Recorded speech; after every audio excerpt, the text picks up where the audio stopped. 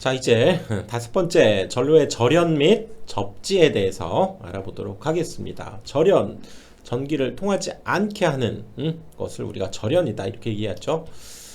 자, 먼저 전로의 절연을 우리가 살펴보면요, 전로, 전기가 흐르는 통로죠. 바로 그것은 원칙적으로 대지로부터 절연해야 된다. 서로 전기가 통하지 않도록 해야 된다는 거죠. 즉 저항을, 둘 사이의 저항을 굉장히 높게 해야 된다 그 얘기지. 그래서 그걸 우리가 절연 저항이다 이렇게 얘기하죠. 그런데 대지와의 절연을 제외하는 경우가 있는데, 그게 어떤 경우냐, 바로 접지 공사를 하는 접지점, 그렇죠? 접지점으로는 전기가 잘 통해야죠, 그치? 그래서 과전류 이런 것들을 빼내야 되기 때문에 접지점은 절연이 되면 안 되죠, 그치? 또 전로의 중성점 접지 공사를 하는 경우에 역시 접지점, 접지점은 절연하는 것이 아니죠, 그렇죠? 그리고 개경 변성기 2차 측 전로에 역시 접지 공사를 하는 접지점, 접지점을 여러분들 기억을 하면 되겠죠. 접지점이면 바로 절연을 해서는 안 된다 그 얘기지. 그 다음에 이제 절연 저항을 우리가 측정을 해보는데요. 절연 저항을 측정을 해야 돼. 그래서 절연 저항은 일반적으로 높을수록 좋다 그 얘기죠. 절연 저항이 높다라고 하는 것은 뭡니까? 전류를 잘 흐르지 않게 한다는 얘기죠. 그렇지? 그래서 그런데 절연 저항이 또 측정이 곤란한 경우도 있다는 거죠. 그럴 때에는 둘 사이의 누설 전류가 1mA 이하로 유지가 되면 1mA로 유지가 되면 적합한 것으로 취급하겠다. 절연 저항을 측정하기가 곤란한 경우에는 누설 전류를 재봐서 1mA 이하가 되면 적합한 것으로 취급하자 그 얘기죠. 그리고 처음에 우리가 전로를 신설했을 때, 처음 났을 때는 기본적으로 1메가오hm, 메가는 얼마입니까? 10의 6제곱이죠. 10의 6제곱 오hm 이 정도 이상을 유지해야 된다. 1메가오hm, 신설할 때는 1메가오hm을 유지해야 되고요.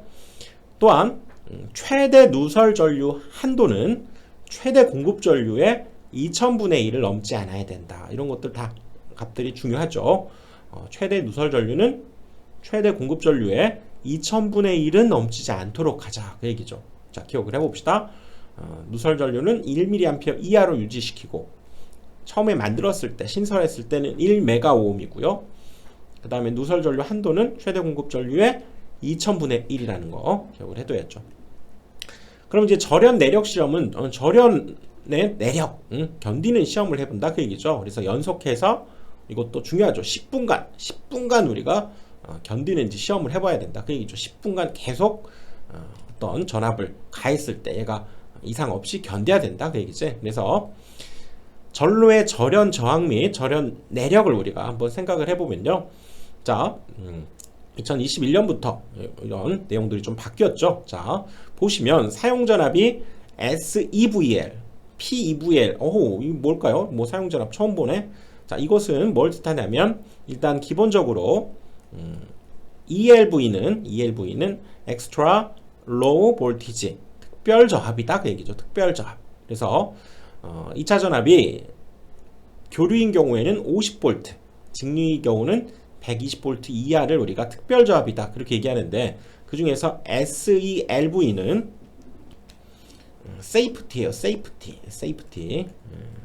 Extra Low Voltage 이걸 의미하고, 그 다음에 PLV, 여기 PLV는 protected 그런 의미가 있어요. protected, 뭔가 보호됐다 그 얘기죠. protected, safety, protected 그런 의미가 있어서, 일단 이 SELV 같은 경우에는 얘는 확실하게 전기적으로 분리되어 있는 그런 특별 저압을 얘기하고요.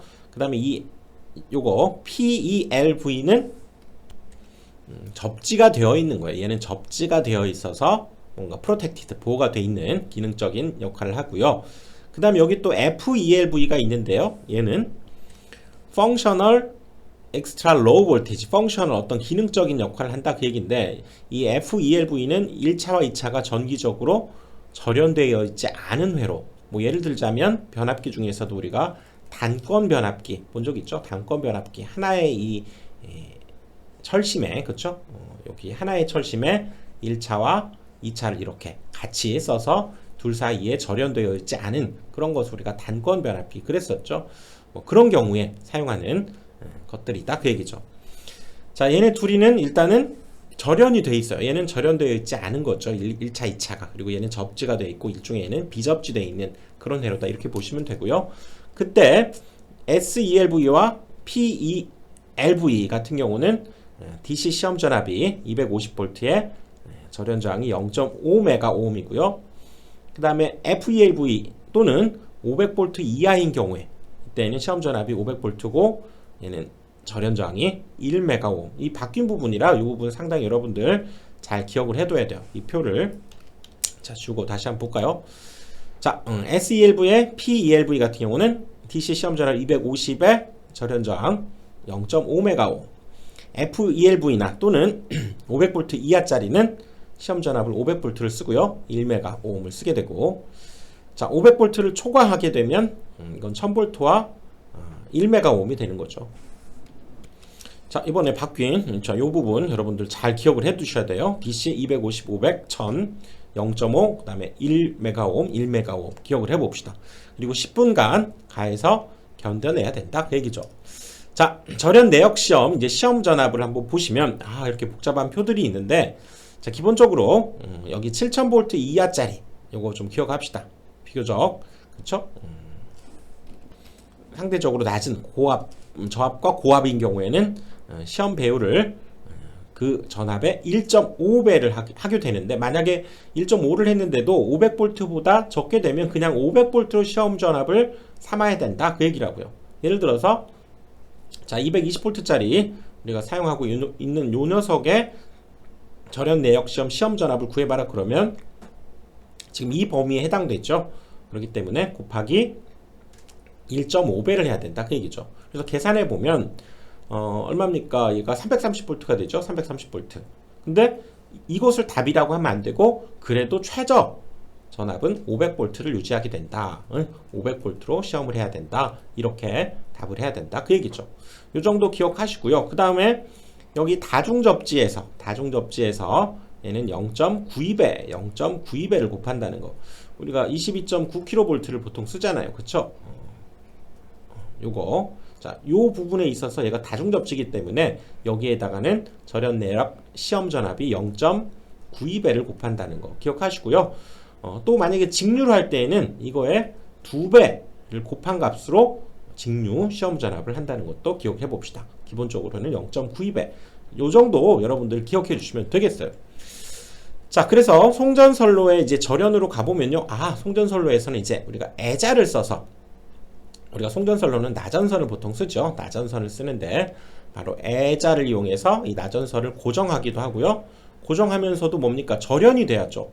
뭐 철탑을 통해서 땅으로 흐르면 안 되기 때문에 고정도 하고 또 절연하는 역할을 하는 용도로 송전용 애자를 우리가 쓰게 된다 그 얘기죠. 그렇죠? 고정시키고 절연하기 위해서 하는 지지치다 이렇게 볼 수 있고요. 애자의 종류에는 현수애자, 크레비스와 볼스켓형 이런 것들이 있다는 거고요. 장간애자, 그래서 원통형으로 긴 애자인데 한번 봅시다. 자, 애자는 인슐레이터라고 하고요. 이렇게 우리 철탑이 이렇게 있으면 여기에다가 본 적 있죠? 이 현수애자를 이렇게 여러 개 부착을 해서 그때 이 송전 전압에 따라서 이 개수가 또 달라지기도 하는데요. 이렇게 연결해서 송전 선로를 만들기도 한다 그 얘기지. 그래서 얘를 고정하기도 하고 또 얘를 통해서 전류가 흐르면 안 되기 때문에 절연체 역할도 하게 된다 그 얘기죠. 그래서 고정하고 전선과 대지 간에 또는 지지물 간에 절연을 하기 위한 용도로 쓰게 된다 그 얘기지. 그래서 보시면 이런 것들이 이제 현수애자고요. 현수애자 보신 적 있죠? 이 송전탑, 송전선로에 보면 이 작은 거 2개짜리 쓸 때에는 22.9kV 뭐 이렇게 쓰게 되고, 얘는 뭐 많다면 154,000V 이런 것들에도 쓰게 된다 그 얘기죠. 자, 이렇게 생긴 것은 뭐 핀애자 이렇게 얘기하고요. 이거 뭐가 생겼나요? LP애자라고 하죠. 라인포스트라고 해서 LP애자라고 하는데, 자, 핀애자 이렇게 생겼고요. 라인포스트, LP애자 이렇게 생겼는데, 얘도 보면 우리 이런 전신주 이렇게 보면 삼상 전원 이렇게 흘러갈 때 걔를 이렇게 아래에다가 완금이라고 하죠. 팔처럼 생긴 여기에다가 이렇게 지지해주는 형태로 이 LP애자라고 하는 걸 쓴다 그 얘기죠.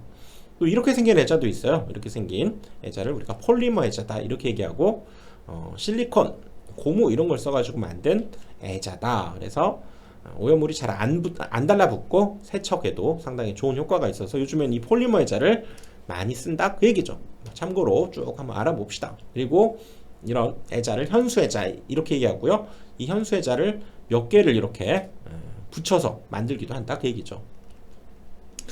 자, 그 다음 이제 접지의 개념으로 한번 가보는데요. 자, 접지라고 하면 접지는 기본적으로 우리가 여러분들 뭐 접지 아시죠? 이런 뭐 전동기나 또는 냉장고나 이런 가전제품, 전기제품 이런 게 있을 때 여기에 전류가 새면 안 되죠. 그치? 이런 전로에는 여기에는 선로에는 당연히 전기가 들어가지만 이 외함 그쵸? 여기에는 전류가 새면 안 되죠. 새는 걸 우리가 누전이 된다 이렇게 얘기하는데, 자 한번 상황을 봅시다. 자 이렇게 대지가 이렇게 있죠. 대지가 이렇게 있어서 사람이 이렇게 있었는데 이곳이 안정적으로 잘 고장이 나지 않았다고 하면 이렇게 사람이 달라가도 별 이상이 없겠지만, 사람이 이렇게 다가가서 오호 여기에 만약에 외함으로 누전이 발생했을 때 바로 이 외함을 통해서 사람도 어떻게 됩니까? 일종의 물질이죠. 사람도. 그렇기 때문에 사람을 통해서도 이렇게 전류가 통해서 이 대지로 전류가 흘러버린다는 얘기죠. 바로 이걸 우리가 감전된 상황을 이렇게 얘기하죠. 이런 일이 발생하면 안 되겠죠. 그래서 그런 걸 방지하기 위해서 바로 이 외함 껍데기죠. 껍데기에다가 바로 땅을 통해서 이렇게 접지를 시켜버리겠다 그 얘기죠. 전선을 박아버린다 그 얘기죠. 전선을 묻어버리는 거죠. 그래서 뭐 10메가, 15옴 이하 정도를 유지하는 것이 좋은데, 자 이렇게 만약에 사람이 이 전동기 외함을 만졌어요. 근데 실제 여기에 누전이 있었던 거야. 그러면 사람을 통해서도 전류가 흐르고 뭡니까? 얘를 통해서도 이제 흐를 텐데, 자 우리는 이거 배웠었죠. 뭡니까? 사람도 물질이었는데 사람도 인체도 약 1000에서 3000 정도, 또 그 이상이기도 한데 사람마다 또 어떤 상황에 따라서 사람도 바로 이런 저항값을 갖는 전류가 흐르는 통로가 될 수 있다 그 얘기죠. 그래서 만약에 얘가 누전이 발생했을 때 얘는 15옴 정도고 이쪽으로는 예를 들어서 1000오음이다 이렇게만 가정해 봅시다. 그러면 지금 얘는 15옴과 1000오음 몇 배입니까? 얘가 100배죠. 그러니까 이 전체 얘를 통해서 흘러나갈 전체의 전류가 만약에 자 여기에 1A가 흐른다고 하면 여기에는 사람을 통해서는 얼마 흐르게 됩니까? 바로 얘가 100분의 1이기 때문에, 그쵸? 저항이 100배가 되었다는 것은 전류는 100분의 1이 되기 때문에 얘는 100분의 1A만 흐르게 된다 그 얘기죠. 만약에 접지가 되어 있지 않다면 어떻게 될까요? 사람을 통해서 다 흘러버린다 그 얘기지. 이렇게 바로 사람의 감전, 그쵸? 사람을 보호하기 위해서 이렇게 접지하는 것도 있다 그 얘기죠. 그래서 이 접지의 목적은 기본적으로 세 가지 종류가 있는데요. 개통접지, 그 다음에 보호접지, 방금 우리가 봤던 감전 보호를 목적으로 기계 한 점 이상을 접지하는 것을 보호접지. 필요해 시스템 뭡니까? 낙뢰가 발생했을 때 뇌격 전류를 안전하게 대주로 방류하기 위한 접지도 있고요. 그 다음에 개통접지, 우리가 공부해왔죠. 바로 전력계통의 이상현상에 대비하거나 그치? 하기 위해서 대지와 개통, 우리가 Y결선에서 중성점을 접지하기도 하죠. 그래서 이렇게 접지하는 이런 부분을 개통접지, 사람 감전보호를 위해서 하는 보호접지, 그 다음에 낙뢰, 번개가 때렸을 때, 이상전압이 발생했을 때 뇌격 전류를 안전하게 대지로 방류하기 위한 그런 접지, 세 종류의 접지가 있다 그 얘기죠. 그래서 자 접지에 대해서 한번 살펴보면 다시 자 이렇게 발전기를 통해서 1차 변전소 승합을 하죠. 2차 변전소 강압을 해서 여기에서 15만 4천 볼트짜리가 송전이 되고요.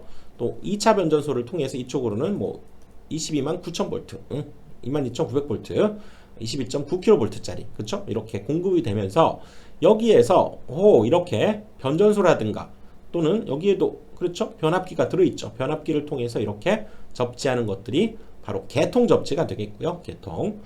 그 다음에 여기에 그쵸? 이 건물 같은데 이제 피레기가 이렇게 있는 거죠. 우리가 번개가 샥 때렸을 때 이 필회침을 통해서 슉 흘러서 땅으로 이렇게 내려가는 이런 접지를 우리가 필회 시스템 접지다 이렇게 얘기하죠. 그리고 마지막으로 아까 얘기했던 뭐 전동기라든가 냉장고, 세탁기 이런 외함에다가 접지라는 것을 우리가 보호 접지다 그랬었죠. 보호 접지. 그래서 접지 시스템의 시설의 종류에는 단독적으로 그냥 하는 접지가 있고요. 뭘까요? 단독적으로 접지하는 것은 그쵸? 뭐 특고압, 고압, 저압 이런 선로들을 그냥 단독 개별적으로 접지하는 방식이다 이렇게 생각하면 되고요. 뭐 필해 설비라든가 통신 설비들도 그냥 단독적으로 접지하는 방식이 있고, 그 다음에 공통 접지는 말 그대로 공통이죠. 특고압, 고압, 저압 이런 계통을 기본적으로 하나로 묶어서 이렇게 접지하는 방식을, 그러니까 등전이 전위를 같게 만들어서 등전위를 형성시켜서 접지하는 방식을 공통 접지. 비교적 이제 이런 것들은 요거 송전계통과는 좀 구분되기 때문에 얘는 별도로 하는 이런 상황을 우리가 공통 접지다 이렇게 얘기하고요.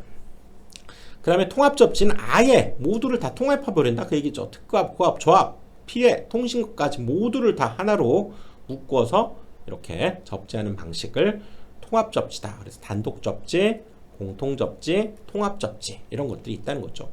하지만 여기에서는 이제 뭐 필해 설비 같은 경우에서는 우리가 번개를 맞았을 때 상당히 높은 전압, 많은 전류가 흘러버리기 때문에 그것으로부터 이 옆에 있는 것들과를 뭔가 보호하기 위한 서지 보호 장치, SPD 같은 것을 이 경우에는 설치를 해둬야 된다 그 얘기죠.